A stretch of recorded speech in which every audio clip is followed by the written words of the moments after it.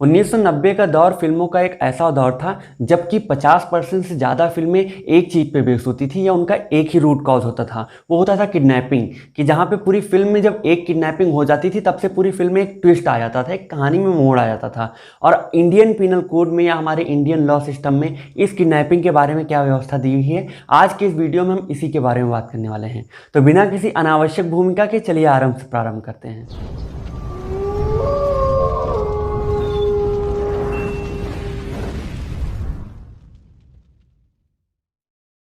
अगर किडनैपिंग शब्द की परिभाषा की बात करें या डेफिनेशन की बात करें तो इंडियन पिनल कोड में कहीं भी इसकी डेफिनेशन नहीं दी गई है, लेकिन इसके काइंड्स जरूर बताए गए हैं जिनके थ्रू हम किडनैपिंग को समझ सकते हैं। एक लिटरल मीनिंग में किडनैपिंग का मतलब चाइल्ड स्टीलिंग होता है या बच्चा चोरी होता है, और इसके बारे में सेक्शन 359 में ये कहा गया है कि किडनैपिंग दो तरह की हो सकती है। इनमें सबसे पहली किडनैपिंग सेक्शन 360 के अंतर्गत आने वाली किडनैपिंग और दूसरी सेक्शन 361 के अंतर्गत आने वाली किडनैपिंग है। सेक्शन 360 में बताया गया सबसे पहले किडनैपिंग के बारे में, जो कि किडनैपिंग फ्रॉम इंडिया है। इसमें ऐसा कहा गया है कि अगर कोई व्यक्ति किसी दूसरे व्यक्ति को उसकी बिना कंसेंट के भारत की सीमा से, जो भारत की बाउंड्री है, उससे बाहर ले जाता है तो इसको किडनैपिंग फ्रॉम इंडिया कहेंगे। इसको एक एग्जांपल से समझते हैं कि मान लीजिए एक महिला ए जो कि दिल्ली में रहती है, उसको बी ने बिना कंसेंट, उसकी बिना सहमति लिए उसको लेकर बांग्लादेश चला गया और वहीं रहने लगा, तो इसको किडनैपिंग फ्रॉम इंडिया कहेंगे, क्योंकि उसने ए को बिना बताए या फिर किसी उस व्यक्ति को जो लॉफुली ऑथराइज है तो उसको बिना बताए वो वहां पे लेके गया है। सेक्शन 360 की खास बात यह है कि इसमें कहीं भी एज या फिर कोई भी कंडीशन नहीं बताई गई है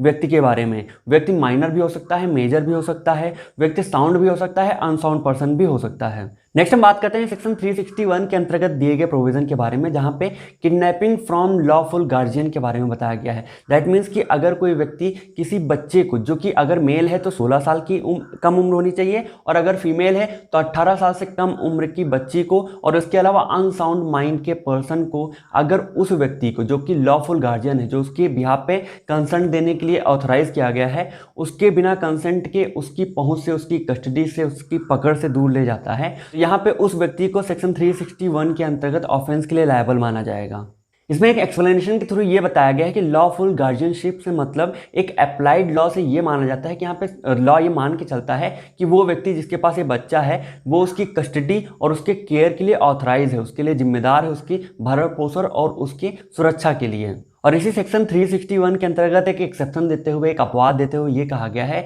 कि अगर कोई व्यक्ति एक इलेजिटिमेट सन या अवैध संतान का पिता है और वो उसे एक गुड फेथ में, एक अच्छी भावना के साथ उसे दूसरे की कस्टडी से, चाहे उसकी माँ हो या उसके ससुर हो, उसकी कस्टडी से दूर ले जाता है, तो इसको कहीं भी सेक्शन 361 के अंतर्गत लायबल नहीं माना जाएगा कि उसने किडनैपिंग की है। सेक्शन 361 के अंतर्गत खास ध्यान देने वाला शब्द टेकिंग और एंटाइसिंग है। टेकिंग का मतलब किसी भी तरह से बच्चे को दूर ले जाना, चाहे वो फोर्सफुली भी हो सकता है, बिना फोर्स के भी हो सकता है। और एंटाइसिंग का मतलब होता है किसी भी तरह से बच्चे को लुभाना, उसको ललचाना, उसको कोई लालच देना। जैसे मान लीजिए पुरानी फिल्मों में क्या होता था, चॉकलेट का लालच देख के बच्चे को गाड़ी वगैरह में उठा लिया, तो वो एंटाइसिंग के अंतर्गत आता था। इसी सेक्शन में ये भी कहा गया है कि जिस बच्चे को दूर ले जाया जा रहा है उसकी लॉफुल गार्जियनशिप से, उसकी कंसेंट इमटेरियल है, लेकिन सुप्रीम कोर्ट ने कई केसेस में ये जजमेंट सुनाया है कि अगर इसमें कोई बच्ची है, कोई लड़की है जो कि 17 साल की है और वो उस नेचर को अगर अपने पिता के घर अपनी स्वेच्छा से, अपने विल से, अपनी कंसेंट छोड़ रही है और वो जो एक्ट कर रही है उसके कॉन्सिक्वेंसेस को, उसके नेचर को समझती है,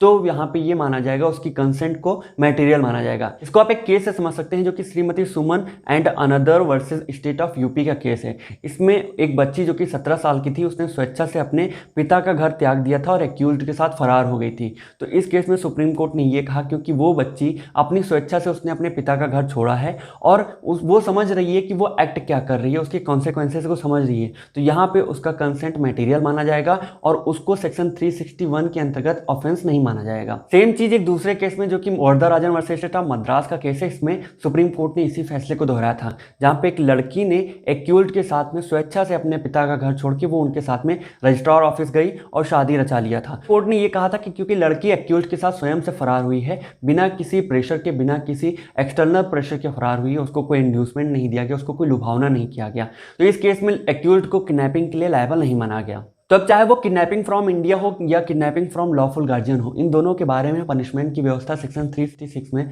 दी गई है। इसमें कहा गया है कि जो कोई भी व्यक्ति अगर किडनैपिंग करता है तो उसको 7 साल तक के लिए सजा और साथ ही साथ न्यायोचित लगने पर उसके ऊपर फाइन भी इम्पोज किया जाएगा। नेक्स्ट हम बढ़ते हैं अपने 362 के अंतर्गत दिए गए एब्डक्शन की डेफिनेशन के बारे में, जहां पे प्रोविजन ये दिया गया है कि अगर कोई व्यक्ति किसी दूसरे व्यक्ति को बाय फोर्स कंपेल करता है, उनको विवश करता है, या फिर किसी डिसाइडफुल मीन्स के थ्रू, धोखेबाजी धोखाधड़ी के थ्रू उसको डिस्प्लेसमेंट के लिए, एक जगह से दूसरी जगह पे शिफ्ट होने के लिए, उस जगह को छोड़ने के लिए विवश करता है, इसको सेक्शन 362 के अंतर्गत आने वाले एब्डक्शन के ऑफेंस के लिए लायबल माना जाएगा। इसी सेक्शन में यह भी कहा गया कि यहाँ पे थ्रेट या फिर फोर्स का जो दिखावा है वही मात्र इसके लिए मटेरियल नहीं होगा, एक्चुअल फोर्स का होना आवश्यक है, वहां पे असल में बल का उपयोग आवश्यक है। दैट मीन्स कि एब्डक्शन में 2 पॉइंट्स बहुत ही इंपॉर्टेंट हैं, जिनमें सबसे पहला पॉइंट बाय फोर्स या किसी डिसाइडफुल मीन्स के थ्रू होना चाहिए, और दूसरी चीज कि उस व्यक्ति का जिसको वहां पे हटाया जा रहा है, जिसका एब्डक्शन हो रहा है, उसका डिस्प्लेसमेंट, एक जगह से दूसरी जगह पे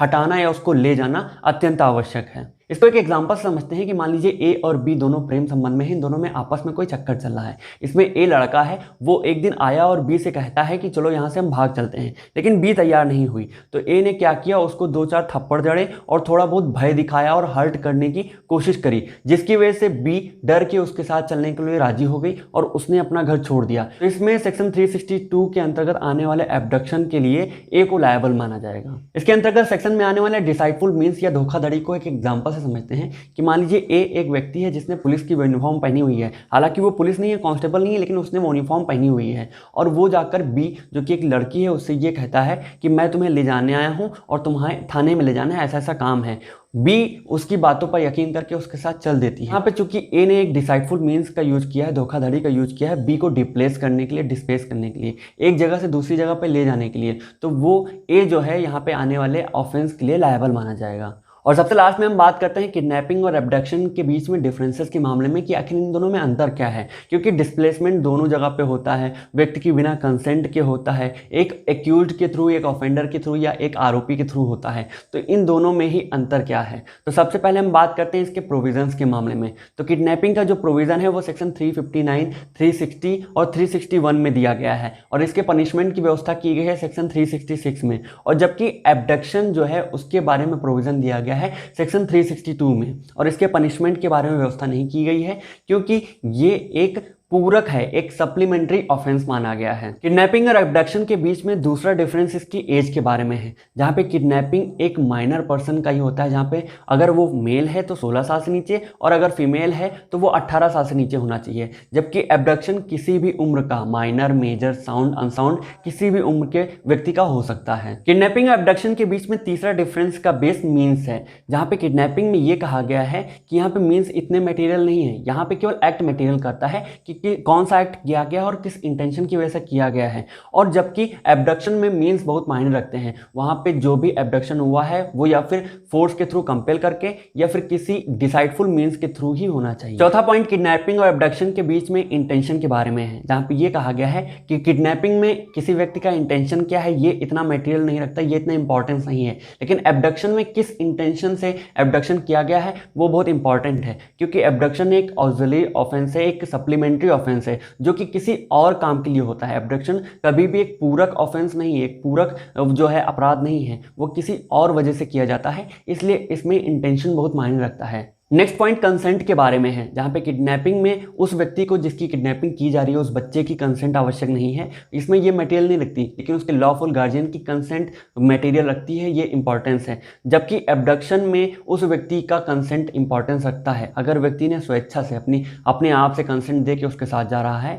तो वो यहाँ पे एब्डक्शन कमिट ही नहीं होगा। और सबसे लास्ट में इन दोनों के मध्य में जो अंतर है वो नेचर ऑफ ऑफेंसेस के मामले में है। मतलब ये हुआ कि जो किडनैपिंग होता है वो एक सब्सटेंशियल ऑफेंस है, वो एक कंप्लीट ऑफेंस है, वो कॉन्टिन्यूइंग ऑफेंस नहीं है। जैसे ही किसी व्यक्ति ने किडनैपिंग करी, किसी बच्चे को उसके लॉफुल गार्जियन से या फिर भारत की बाउंड्री से दूर ले गया, तो वो जो ऑफेंस है वो कंप्लीट हो जाएगा और वो पनिशेबल हो जाएगा। जबकि एब्डक्शन यहाँ पे एक ऑक्सिलरी ऑफेंस है, एक सप्लीमेंट्री ऑफेंस है जो कि किसी दूसरे क्राइम के लिए किया जाता है, यहाँ पे एक कॉन्टिन्यूइंग ऑफेंस कहा जाता है। एब्डक्शन किसी भी दूसरी वजह से, चाहे वो फिरौती का हो, चाहे हत्या करने की वजह हो, चाहे रेप की वजह हो, वो इन सब की वजह से किया जाता है और इसीलिए इसको एक कॉन्टिन्यूइंग ऑफेंस भी बोलते हैं। तो आईपीसी के इस लेक्चर सीरीज के किडनैपिंग और एब्डक्शन के पॉइंट्स के बारे में आज के लिए बस इतना ही। आई होप आपको ये दोनों ही मैटर्स बहुत ही अच्छे से समझ में आ गए होंगे। बाकी के लॉ से रिलेटेड वीडियोज़ के लिए, पॉइंट्स के लिए, टॉपिक्स के लिए बने रहिए हमारे साथ। नमस्कार।